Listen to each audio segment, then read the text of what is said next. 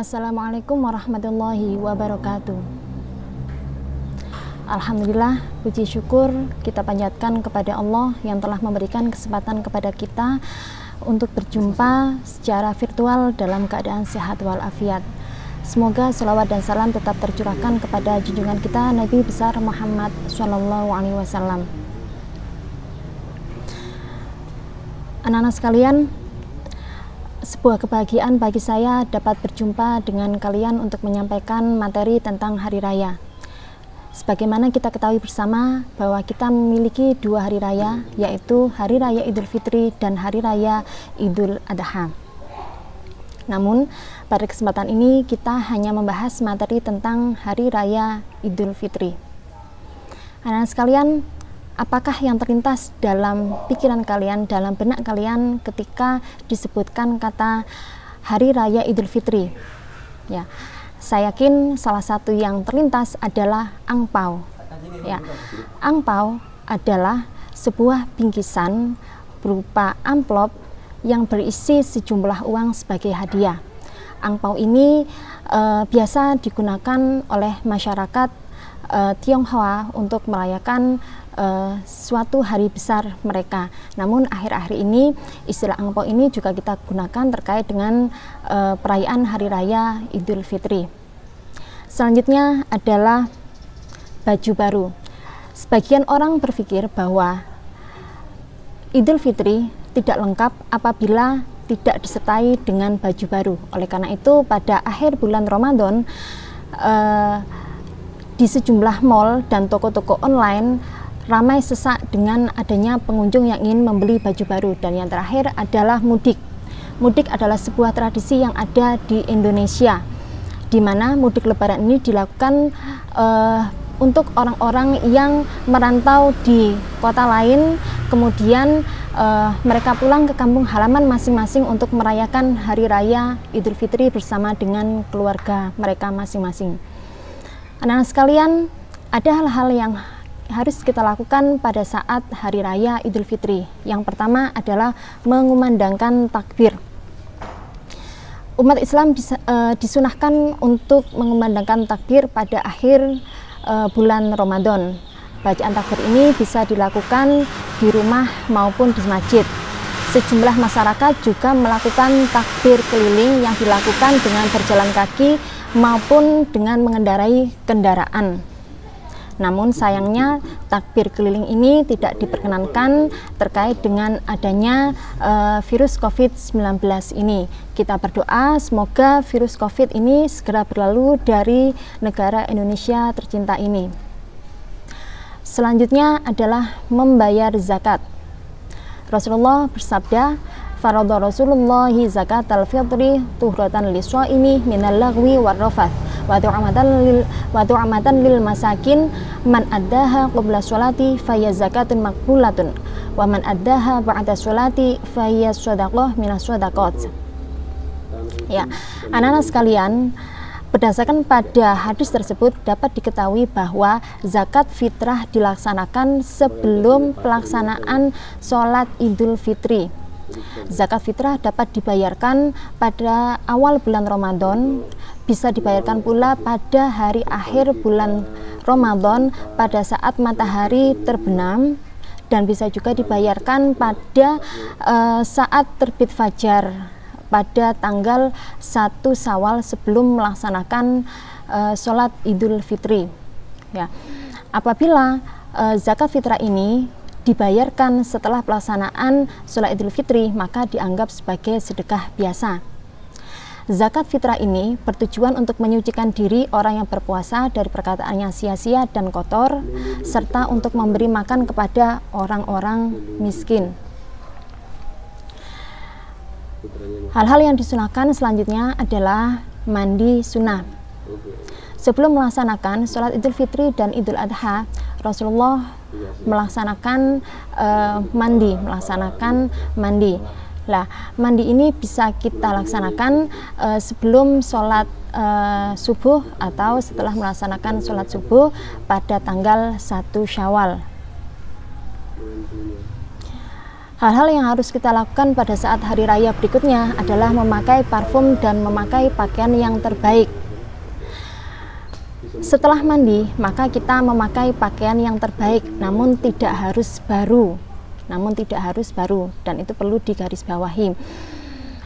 Setelah memakai baju yang terbaik, maka kita memakai parfum, namun penggunaan parfum itu tidak disyariatkan untuk perempuan.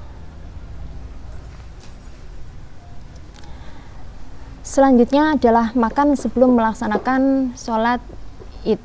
Ya, anak-anak sekalian, pada saat pelaksanaan sholat Idul Fitri, maka kita disunahkan untuk makan terlebih dahulu. Namun pada saat pelaksanaan sholat Idul Adha, maka kita disunahkan makan setelah pelaksanaan sholat Idul Adha. Sholat Idul Adha. Kemudian Rasulullah terbiasa memakan kurma dalam hitungan ganjil sebelum melaksanakan sholat Idul Fitri. Oleh karena itu kita mencontoh Rasulullah dengan makan atau sarapan sebelum melaksanakan sholat Idul Fitri. Hal yang harus dilakukan lagi pada saat hari raya Idul Fitri adalah melaksanakan sholat Idul Fitri. Sholat Idul Fitri ini bisa dikerjakan di masjid atau di tanah lapang, di mana diutamakan kita berangkat dengan berjalan kaki dan kemudian menempuh rute yang berbeda pada saat berangkat dan pulang dari sholat Idul Fitri. Kemudian bersilaturahim dan mengucapkan selamat hari raya. Nah, sekalian, dengan kemajuan teknologi ini, maka kita bisa mengucapkan selamat hari raya Idul Fitri ini melalui media sosial, baik itu Facebook maupun Twitter. Kita bisa juga memberikan ucapan selamat hari raya Idul Fitri ini melalui WA atau telepon secara langsung, apalagi pada saat ini masa pandemi, di mana pada tahun ini kita tidak diperkenankan untuk melakukan mudik lebaran.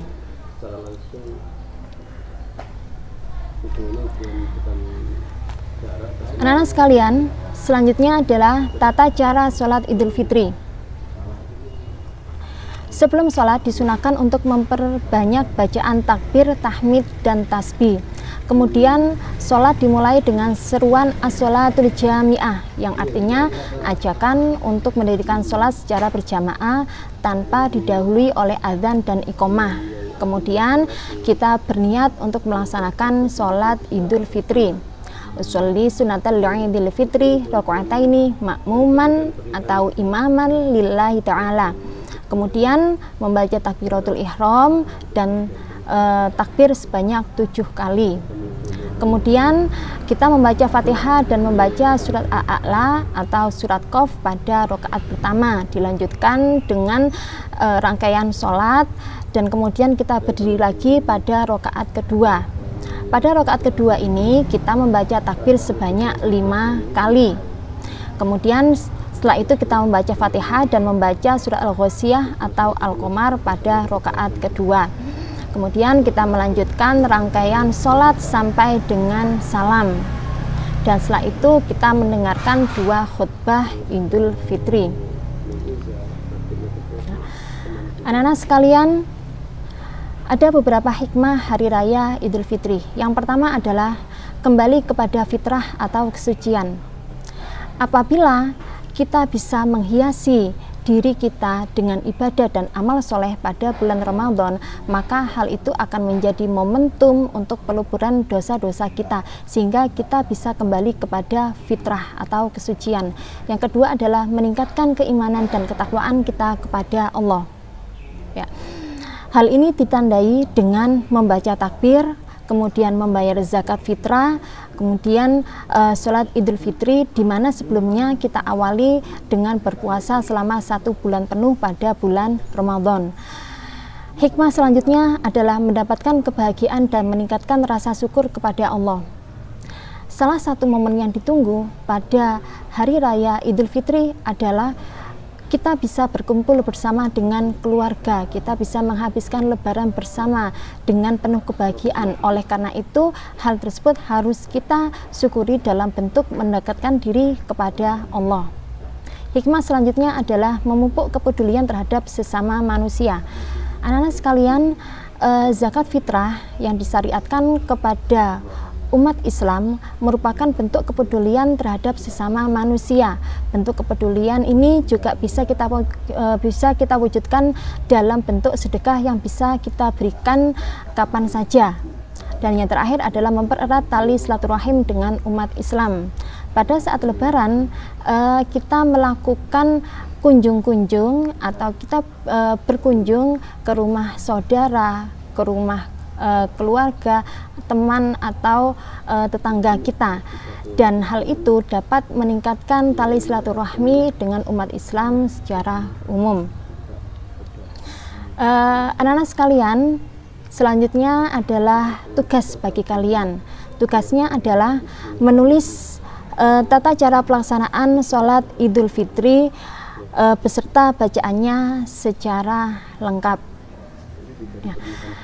Itulah yang bisa saya sampaikan pada kesempatan ini. Kurang lebihnya mohon maaf, dan akhirul kalam, wassalamualaikum warahmatullahi wabarakatuh.